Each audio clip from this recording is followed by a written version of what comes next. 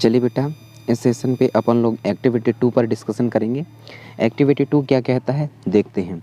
Okay, तो activity 2 को देखते हैं क्या है इसमें और किन चीज़ों के प्रति फोकस किया गया है।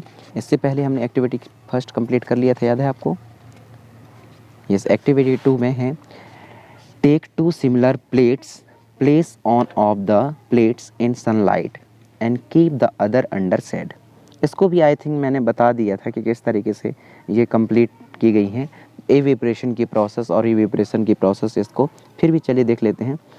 आपको दो अलग अलग प्लेटें लेनी है, एक को जो है सनलाइट के प्लेस पर रखनी है और दूसरे को अंडर द शेड रखनी है। Now pour equal amount of the water in the each plated. अब आपको क्या करना है, हर एक प्लेट में जो इक्वल अमाउंट और वाटर में भर देना है।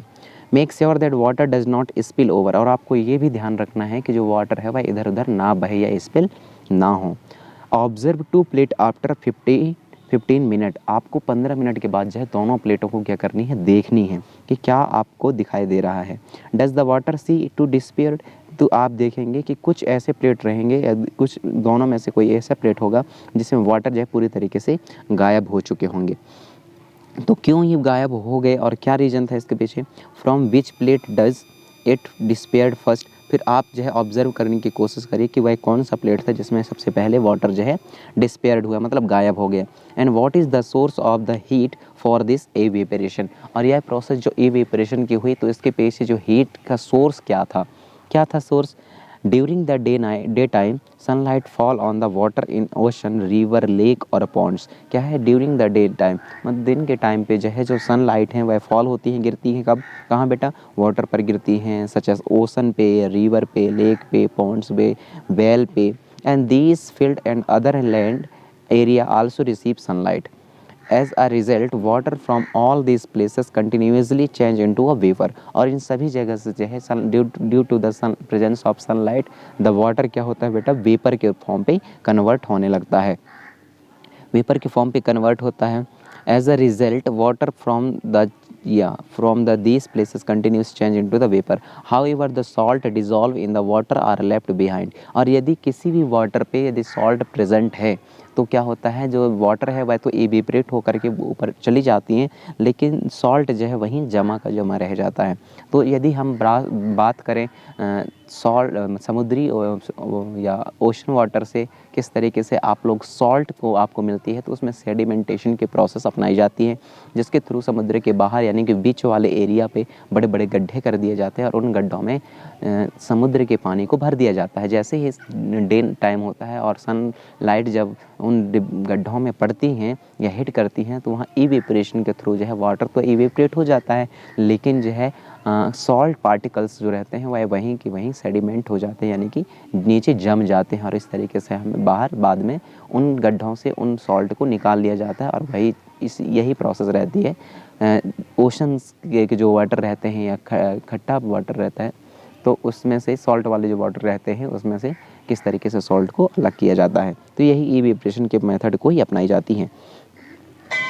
In activity 2, did you find that water also disappeared from the plate kept in the shed? और जो एक्टिविटी 2 में आपको और दिखाई दे रहा है क्या कि ऐसा तो नहीं हुआ कि जो वाटर था उसमें वह भी डिस्पेयर्ड हो गया। कहाँ से बेटा? वह भी डिस्पेयर्ड हो गया जो कि कहाँ रखी हुई थी, अंडर द शेड रखी हुई थी। तो क्या उसमें भी कुछ चेंजेस देखने को मिले? Through it could have taken more time, और आपको एक ही चीज़ का रिजल्ट यहाँ मिलता है कि जो सनलाइट के प्रेजेंस में रखी थी, जो सनलाइट में प्लेट रखे थे उसमें जो वाटर है वो बहुत जल्दी गायब हुआ, और जो अंडर द शेड रखी थी उसमें गायब तो हुआ लेकिन बहुत कम अमाउंट पर। मतलब दोनों में डिफरेंसेस देखने को मिलते हैं दोनों प्लेटों में हमें। Okay, does the heat from the sunlight reach here, कैसे जो सनलाइट है वो यहाँ तक पहुँची? Yes, during the day time all the air surrounding us gets heated, वो इसलिए क्योंकि जो दिन के टाइम पे है तो एनवायरनमेंट के जितने भी सराउंडिंग प्लेसेस होते हैं वो सभी जगह क्या हो जाते हैं बेटा, गर्म हो जाती हैं, और उन गर्म होने की वजह से जो है वो हवाओं को भी यानी कि एयर को भी क्या कर देती हैं, गर्म कर देती हैं या हीट दे देती हैं।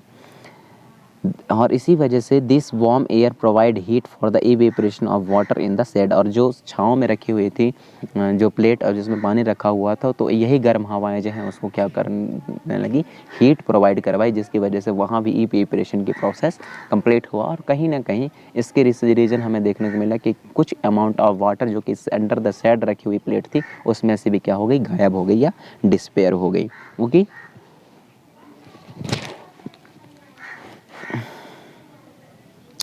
thus evaporation take place from all open surface of water. As a result, water vapor gets continuously added to air. और इसी वजह से जो है जो वाटर वेपर होते हैं लगातार किस में कन्वर्ट एडेड हो जाते हैं बेटा, एयर में एडेड होते जाते हैं। However evaporation of the water is a slow process. लेकिन यदि हम बात करें तो इवेपोरेशन की प्रोसेस को हम क्या बोलेंगे, स्लो प्रोसेस बोलेंगे, मतलब बहुत धीमा धीमा चलने वाली प्रोसेस है। That is why we rarely notice its loss from a bucket full of water. और इसी वजह से जो है अपन लोग रेयरली ऐसे नोटिस करते हैं कि जो बकेट में रखी पानी होती है वह ईजिली तरीके से इवेपोरेट नहीं होती और पूरी तरीके से लॉस नहीं हो पाती। वो इसलिए क्योंकि ये स्लो प्रोसेस है और इसको पूरे बकेट को कंप्लीट करने के लिए कुछ टाइम इसको लगते हैं। Okay, in sunlight evaporation take place faster. लेकिन सनलाइट के प्रेजेंस में जो इवेपोरेशन है वह थोड़ी सी हाई हो जाती है on heated water on a burner. Its evaporation take place even faster. Is there any other process through which water vapour get transfer into the air. और इस तरीके से जो इवेपोरेशन के प्रोसेस में है तो इसमें क्या होता है बेटा कि जो वाटर वेपर है वह किस में कन्वर्ट हो जाता है, ट्रांसफ़र हो जाता है इनटू द एयर। ओके, सो बाकी की चीज़ें नेक्स्ट वीडियो में जिसमें अपन लोग डिस्कशन करेंगे loss of water by the plant. Thank you. For more updates, subscribe to our channel, click the show links and enjoy watching the videos.